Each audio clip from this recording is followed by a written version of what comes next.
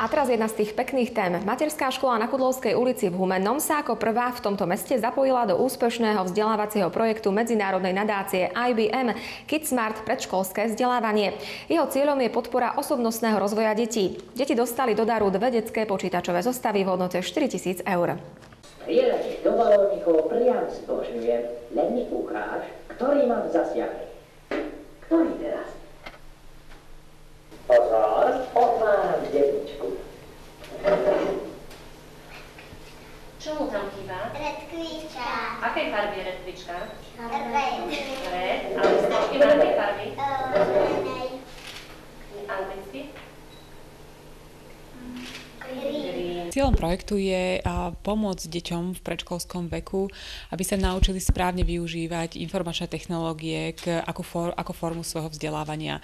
Keďže program IBM KidSmart predškolské vzdelávanie je určený pre predškolákov, tak aj tá forma výukových softverov, ktoré deti používajú v tejto špeciálnej zostave, je navrhnutý tak, aby tá výuka prebiehala zábavnou formou. Čiže učia sa, používajú výukový softvér, popri tom zažijú aj veselé zážitky, ale rozšíria si aj svoje vedomosti a schopnosti nielen s tou základnou prácou s počítačom, ale aj v oblasti matematiky, prírodných vied, a v oblasti rozoznávania písmenok, čiže pomocou týchto programov ich chceme pripraviť na lepší štart do štúdia na základnej škole. Tento projekt sa ma oslovil kvôli tomu, že nám vlastne chýbalo niečo do tej súhry tých projektov, ktoré my robíme ako IT škola.